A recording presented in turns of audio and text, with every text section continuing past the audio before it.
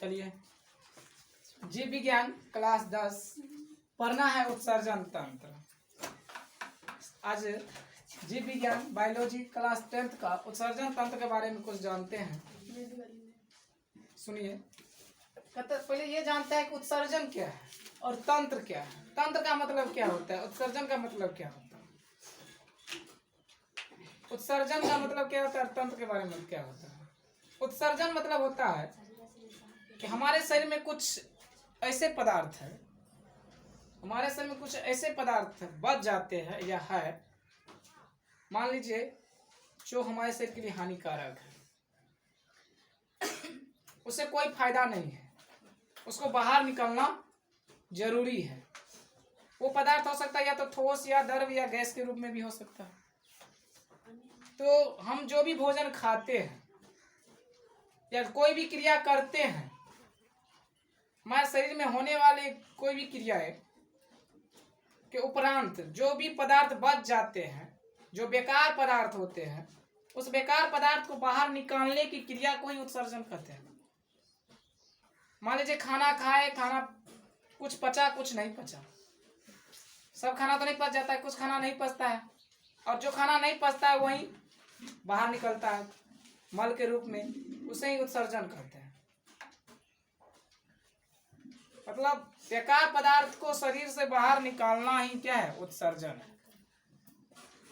वो पदार्थ या पसीना के रूप में हो सकता है, बलगम के रूप में हो सकता है, मूत्र के रूप में हो सकता है।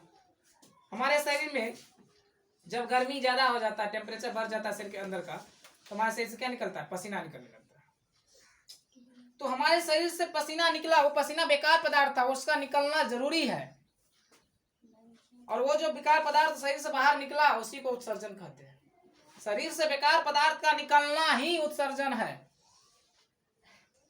बलगम निकलना, खकास करते हैं, बलगम कटोरा निकाल के फेंकते हैं, तो बेकार पदार्थ है बलगम, उसको निकाले बाहर, वो क्या है, उत्सर्जन है।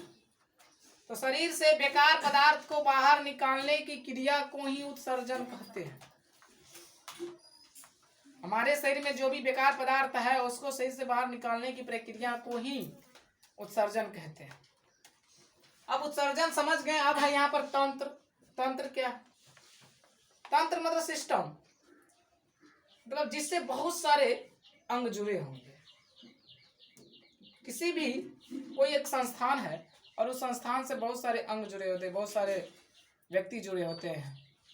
तो तंत्र का मतलब होता है जिस एक संस्थान जिससे बहुत सारे अंग जुड़ा होगा। तो यहाँ पर उत्सर्जन तंत्र है, तो उत्सर्जन से संबंधित जो भी अंग जुड़ा होगा वो सभी क्या कहलाएंगे, उत्सर्जन तंत्र कहलाएंगे। उत्सर्जन से जुड़े जो भी अंग होगा उन सभी को क्या कहते हैं, उत्सर्जन तंत्र कहते हैं। तो उत्सर्जन से जुड़े कौन कौन से अंग है?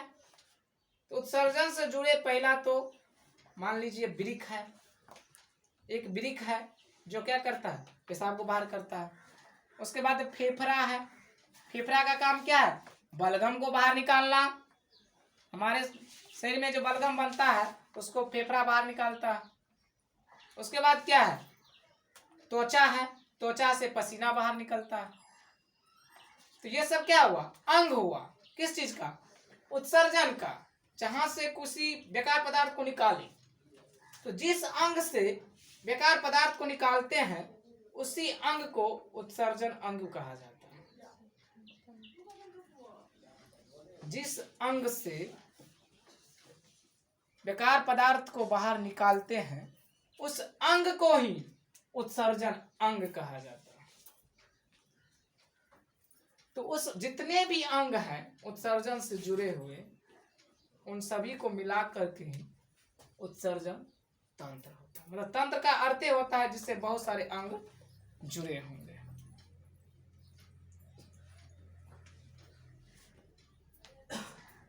तो चलिए उत्सर्जन समझे। हमारे शरीर में जो भी बेकार पदार्थ बनता है उसको बाहर निकालने की प्रक्रिया को ही उत्सर्जन कहते हैं। बेकार पदार्थ ठोस के रूप में भी हो सकता है, द्रव के रूप में भी हो सकता है, गैस के रूप में भी हो सकता है।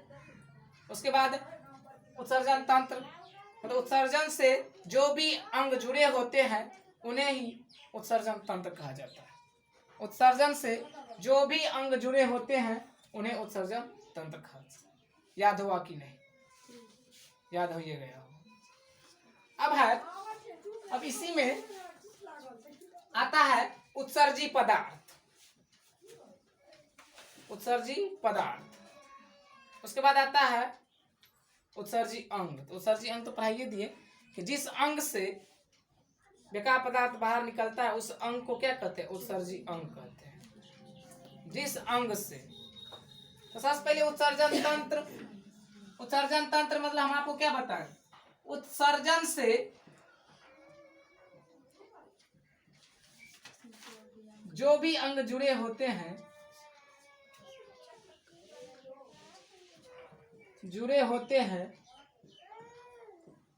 उन सभी को मिलाकर उत्सर्जन तंत्र बनता है।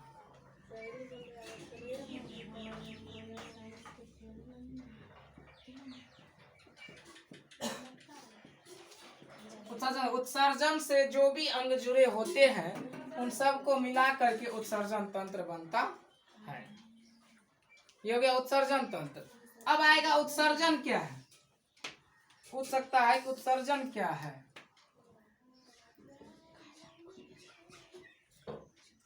उत्सर्जन एक्सरेशन, अंग्रेजी में एक्सरेशन कहते हैं, EXCRETION, एक्सरेशन। उत्सर्जन क्या है? देखिए, हमारे शरीर में जो भी बेकार पदार्थ बनता है, हमारे शरीर में बनने वाले बेकार पदार्थ को बाहर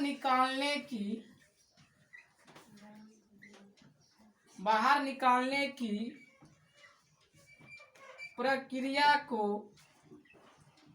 प्रक्रिया को ही उत्सर्जन कहते हैं।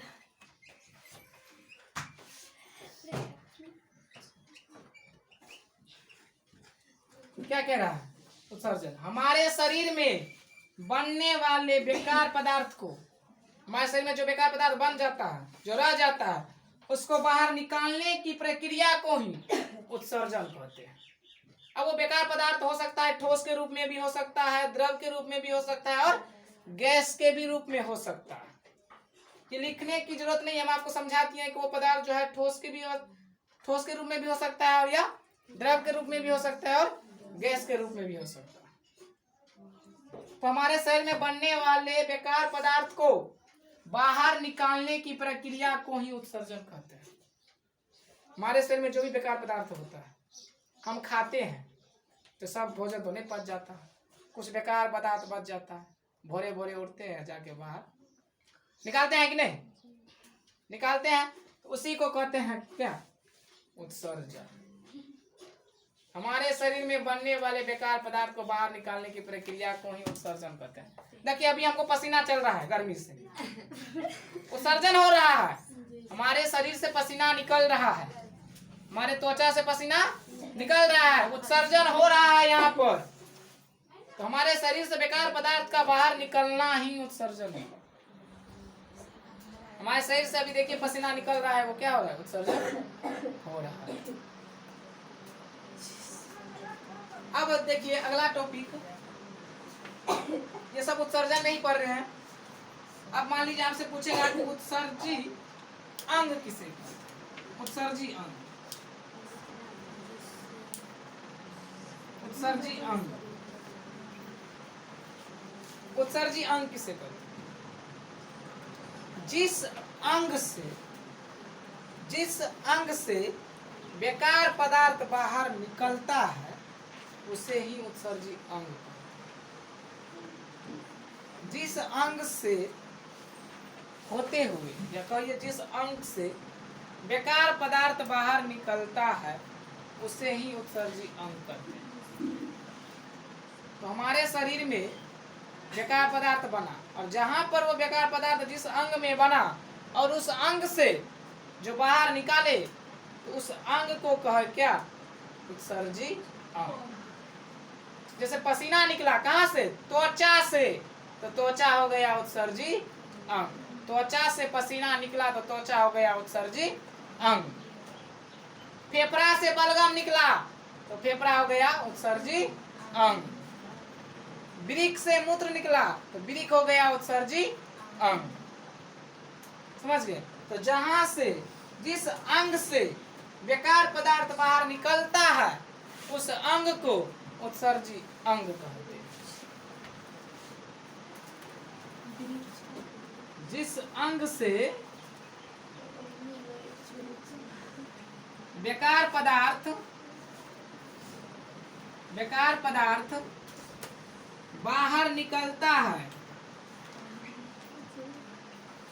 बाहर निकलता है,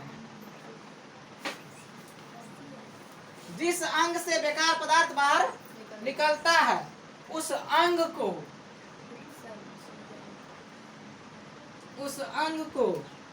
उत्सर्जी अंग कहते हैं।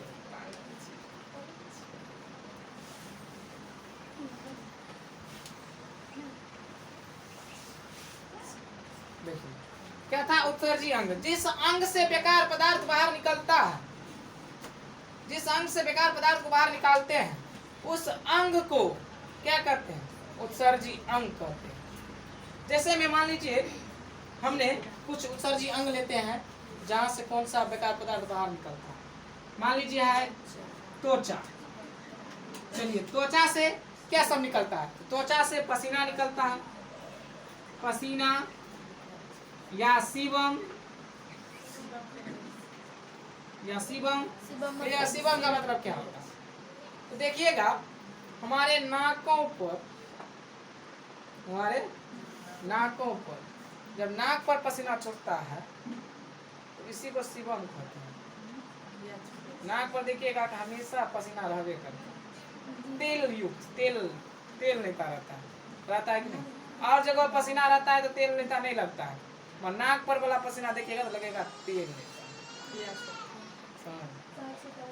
तो सीबम हमारे शरीर से जब पसीना निकलता है ना तो देखिएगा उसको तो चाट के देखिए तो नून छरा लगे, नून जैसा लगे, नून छरा लगता। तो खास करके नाक वाला पसीना को सीबम कहा। समझ? तो त्वचा से क्या बाहर निकला? पसीना और सीबम। तो त्वचा यहाँ पर हो गया क्या? उत्सर्जी अंग हो गया। त्वचा हो गया उत्सर्जी अंग। अब देखिए फेफड़ा से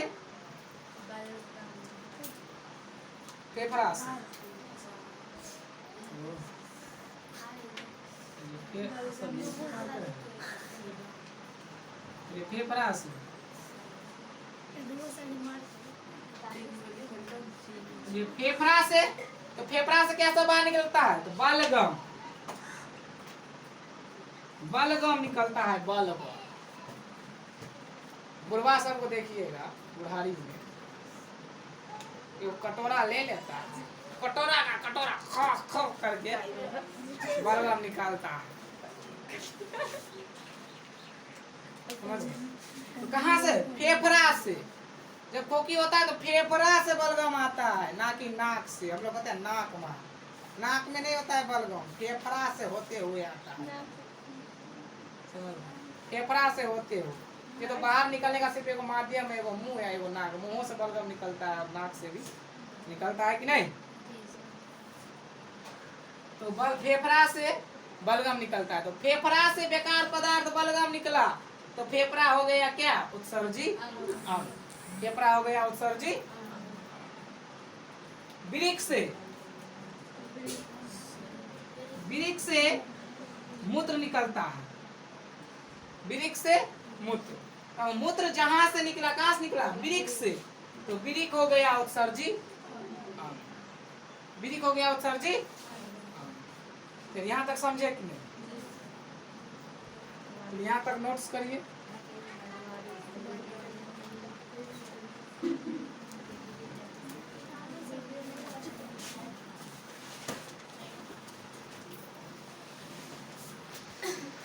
चलिए उत्सर्जी अंग तक हो गया है। अब जानते हैं उत्सर्जी पदार्थ। उत्सर्जी पदार्थ क्या है? उत्सर्जी पदार्थ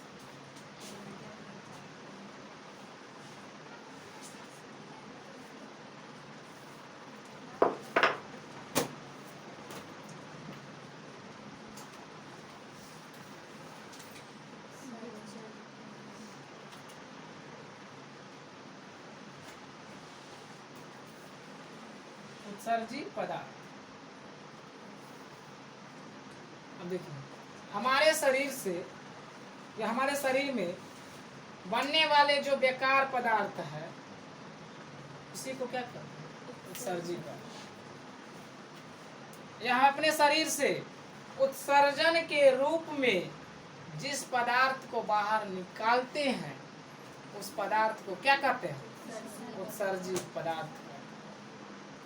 हमारे शरीर में जो भी बेकार पदार्थ बन रहा है उस बेकार पदार्थ को बाहर निकालते हैं।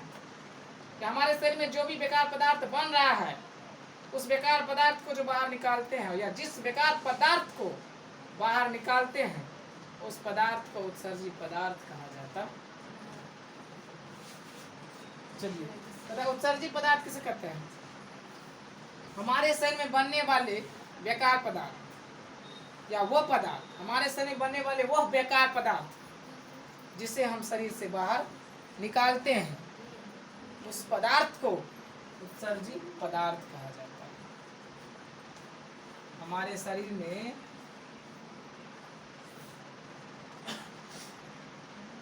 बनने वाले वह बेकार पदार्थ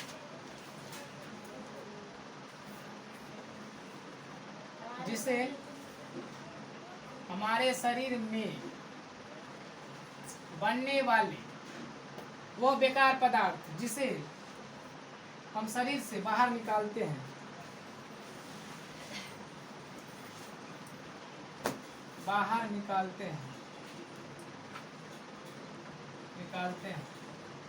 तो उस पदार्थ को उत्सर्जी पदार्थ कहते हैं।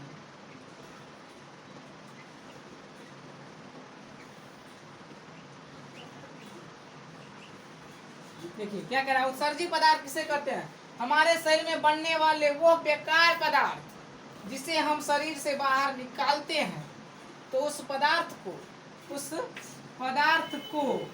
दे दीजिएगा उत्सर्जी पदार्थ कहते हैं। तो हमारे शरीर में बेकार पदार्थ क्या सब है? बलगम। तो बलगम को बाहर निकाल देते हैं तो बलगम हो गया उत्सर्जी पदार्थ। पसीना को शरीर से क्या करते हैं? बाहर निकाल देते हैं तो पसीना हो गया उत्सर्जी पदार्थ। मूत्र को शरीर से बाहर निकाल देते हैं तो मूत्र हो गया उत्सर्जी पदार्थ।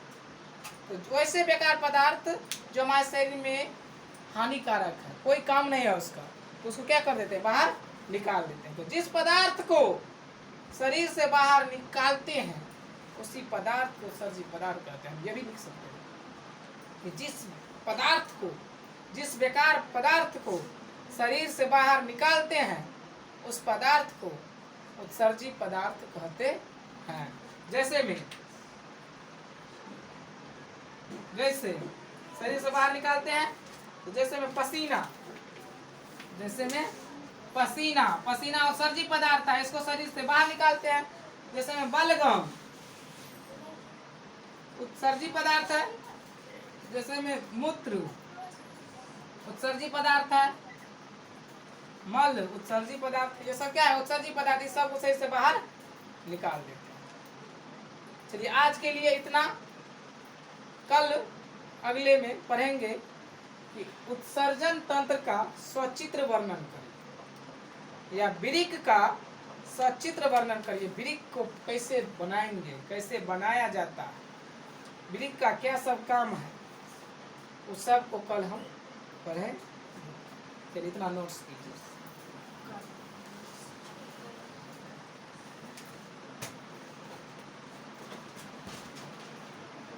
सूरज जय